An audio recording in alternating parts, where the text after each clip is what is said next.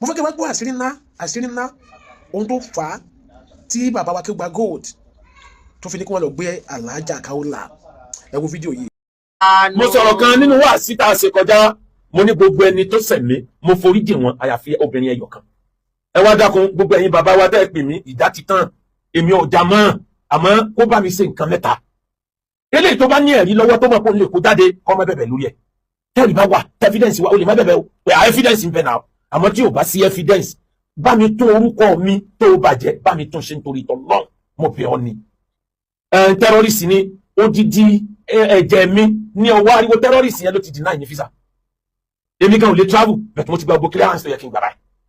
Nítorí ọ̀rọ̀ tí ò ní túmọ̀ kankan kó yá kájọ máa lo ayé lọ báyìí. Gbogbo irọ́ ó fi àkésí gbẹ́rẹ́ tó o bá ní ẹ̀rí ẹ̀ lọ́wọ́ ó bẹ́tà kó o tètè withdraw rẹ̀ tó orúkọ tèmi náà ó jẹ́ títí ayé nìyẹn làwọn ọmọ mi ó sì jẹ́. Kò sèrè tá a fẹ́ gbà níbi kẹ́nìkan ó lọ sẹ́wọ̀n. Bẹ́ẹ̀ ó dá kẹ́ni tó parọ́ agree pé lọ́lọ́ pa kó dẹ̀ withdraw ọ̀rọ̀ rẹ̀ kó dẹ̀ tọrọ àforíjìn. Ẹlẹ́ẹ̀kẹta owó tí ọwọ́ àtọkọ rẹ̀ tẹ́ yá ẹ dákun ẹ bá ń dáwó yìí padà. Ìyáálé arábìnrin yẹn sọ pé arábìnrin yẹn jẹ ọkọ àwọn lówó tó pọ̀ gan-an pé bọ́kọ àwọn bí ọba dá owó padà fọ́kọ àwọn òní kọ́bọ̀ táwọn ó dá padà fẹ́ mi. Ó sì mọ̀ pé wọ́n ló dúró fárákùnrin yìí mo ní mẹ́sẹ̀jì ẹ̀ lórí fóònù mi. Ìwọ ló ní kí n fún ọkọ rẹ̀. Ọkọ ló ti sá lọ látọdún kan yìí mi ò gbúrò owó mi. Ṣé màá wá jẹ ìyà kó pọ̀nà pọ̀nà ètè nígbà wọ́n bà mí lórúkọ jẹ́ tó báyìí? Tí màá tó wá fi over 12 million sílẹ̀ kò possible. Bá mi gbìyànjú báwọn nǹkan yìí bá ti wọlé sórí gbogbo ó lọ sórí newspaper ó lọ sí ìwé ìròyìn ó lọ sí kinní kan mi ò ní mo withdraw gbogbo yẹn èmi náà fẹ́ àlàáfíà bẹ́ẹ̀ tí bá mi tún orúkọ mi ṣe padà béèyàn bá lè bu iyì kún orúkọ mi kó má bàjẹ́ ẹni ó bá mọ iyì orúkọ yóò mọ̀ pé wàhálà lèèyàn máa ń ṣe kéèyàn tó lórúkọ láyé o ẹ wo àti iye ọdún tí mo ti ń build orúkọ bọ̀ láti 1985 up to today kẹ́nìkan sì dìde kó dẹ̀ ló wọ́n ti orúkọ yẹn wó lẹ́ni tí àwọn tó yẹ káwọn yẹn wò pé bó bá tiẹ̀ jẹ́ gbogbo èèyàn kò yẹ kó jẹ́ wọ́ ìyẹn ti kọjá èmi ò bínú bẹ́ẹ̀ ká tó lè stop kéèsì ní kóòtù bá mi yanjú àwọn nǹkan wọ̀nyí báwọn nǹkan wọ̀nyí bá ti yanjú ó ti tán èmi ò bínú mi ò dẹ̀ já àwọn táwọn nǹkan wọ̀nyí ò bá yanjú yóò difficult fún mi náà láti withdraw case bíjọba bá dẹ̀ ń take action yóò difficult fún mi láti kó wọn lọ́wọ́ àti dọmọ ìyanu ẹ̀sìn òǹkàlùkù ọ̀rẹ́ yìí ọ̀rẹ́ àjọṣe ló máa ń dínkù ìyàn kan mọ ìwà òǹkàlùkù ni pé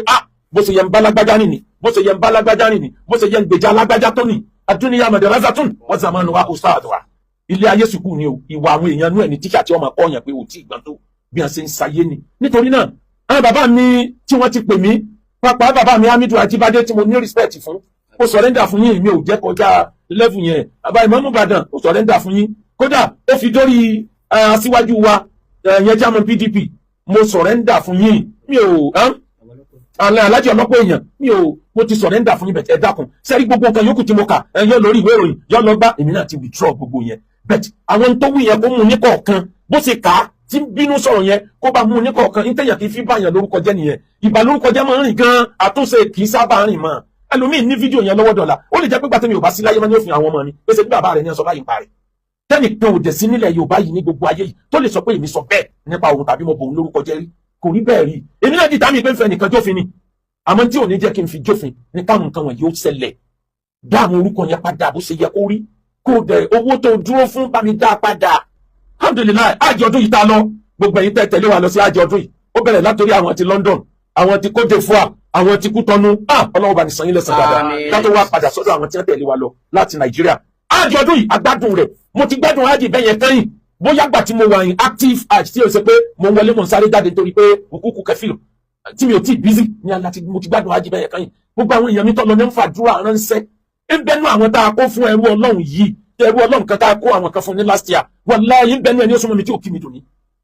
mi dùn ní pé irú kí lè lọ fà wọ́n ṣe àmọ́ àgbà pé yẹn ti lọ ṣàtúnṣe bó o bá ti ṣàtúnṣe ọmọ ìyájọ ni wá nú ẹ̀sìn èèyàn kan wà kẹ́ẹ̀fù èèyàn ní kọjá yìí ẹni. láàrin mi àti ta ló jẹ̀bi ọ̀rọ̀ yìí because ọ̀pọ̀lọpọ̀ àwọn kan ló ti bẹ̀rẹ̀ sí jáde tí wọ́n sọ̀rọ̀ kùgbàkùgbé sí bàbá tó gbàgbé pé ṣe bí àfa gidi ló pé rẹ̀ ṣó yẹ kí ó ní kí wọ́n lọ gbé ẹnìkan ṣó yẹ kó fẹ́rẹ́ nìkan lẹ́wọ̀n ẹ̀yin náà gbọ́ àlàyé bàbá yìí ṣe ẹ wá àkóbá tó náà rẹ̀ tó ti ṣe fún tí wọ́n dènà òní visa ẹ wá àkóbá natural rẹ̀ lè ṣe fún lọ́jọ́ iwájú lóòótọ́ bàbá yìí ti wà gẹ́gẹ́ bí ẹlẹ́ran ara kò dẹ̀ sẹ́ni tó máa ṣe tó ní ṣe jù bẹ́ẹ̀ lọ bá lè di pé àwọn èèyàn wá sórí social media wọ́n ní o ṣe nǹkan gbára tó o ṣe èèyàn fẹ́ sì wà wí lóòótọ́ ìyá dẹ́rù ti tó bí àwọn kan ó ti ń di gbogbo gba àwọn kan tó pé wọ́n máa ń wá sí orí social media bàbá yẹn lórúkọ jẹ́ ẹ mọ nǹkan tí Saheed Shittu forúkú bàbá yẹn rí kí ló dẹ̀ fa lórí àjẹmáàmù torí mo ti wo fídíò bàbá yìí kan bàbá yẹn ti sọ wípé láti bá tóun ti sọ wípé òun interest sí imam chief imam Ọ̀yọ́ state gbígbà ìlú lágbà ìlú nípa àwọn kan ti bẹ̀rẹ̀ sí jáde wọ́n ti bẹ̀rẹ̀ sí sọ àwọn ọ̀rọ̀ búkúbúkú nípa òun tó jẹ́ pé àwọn ọ̀rọ̀ tí ò ṣe gbọ́ ni wọ́n bẹ̀rẹ̀ sí sọ nípa òun àwọn ẹ̀rọ tí ò ṣe gbọ́ ni wọ́n bẹ̀rẹ̀ sí pamọ́ òun pé kọ́ńtà lè fi disqualify òun ẹ̀pẹ́ bàbá yìí náà dẹ́ sọ nínú ọ̀rẹ́ ṣùgbọ́n bàbá yìí sọ ní sinmi wípé òun ò bínú mọ́ ju wípé gbogbo ọ̀rọ̀ tó sọ pé àdàlùkú lòun kíní kan lòun kó kàn wá sórí social media pé òun ò sọ bẹ́ẹ̀ mọ́ o inú ló bí òun o lágbájá ò kìí ṣe igbá ò kìí ṣe àwo dẹ owó tó jẹun kó dẹ̀ san so èmi rò pé wípé ẹ̀yin bàbá wa nínú ẹ̀sìn mùsùlùmí tàbí ẹ̀yin míì tí ẹ̀sùn Alájà Kaola tàbí tí ẹ̀ ń bẹ Babakígba Gold bàbá yẹn ti sọ tinú ẹ̀ wọ́n dẹ̀ ti fi ọ̀nà tá máa rìn wọ́n ti fi hàn wá so kàtẹ́ fún wa máa bẹ bàbá yẹn ní ẹ̀bẹ̀ tó ní túmọ̀ ẹ̀ ṣe gbé ìgbésẹ̀ lórí ọ̀rọ̀ méjì tí bàbá yìí sọ ibi tí mo tẹ̀ kí respect bàbá yẹn ní ìgbà tí wọ́n kó àwọn ọmọ wọn ìbejì wọn lọ́ngbà yẹn tá a sọ padà tó pé ìkan nínú àwọn àfáà tó bá wọn ṣiṣẹ́ ló ṣiṣẹ́ bí yẹn ẹni pé kí ni bàbá yìí sọ ó ní wọn ò lẹ́jọ́ ṣe kí ni òun fi jà fọ́lọ́run jà nígbà tá a fáyẹ̀ fi jí àwọn ọmọ bàbá yẹn méjì kì í gbé ńgbà yẹn bàbá yẹn ní òun fi jà fọ́lọ́run jà ọba jẹ́ lómi nínú àwọn àfáyẹ̀ lẹ́wọ̀n ni ẹtún ọ̀rọ̀ ètò sọ́nbà yìí náà ó ní gbogbo ọ̀rọ̀ tó pamọ́ òun kó jẹ́ káwọn èèyàn mọ̀ wípé irọ́ ni ó dẹ̀ san owó tó jẹun ó simple lóòótọ́ àbí kílẹ̀ yẹn rí sí Sakugba Gold ló jẹ̀bi ọ̀rọ̀ ẹni àbí Alájà Kaola ẹ fi orí hàn lábẹ́ comment section. This is Adomade, bye for now.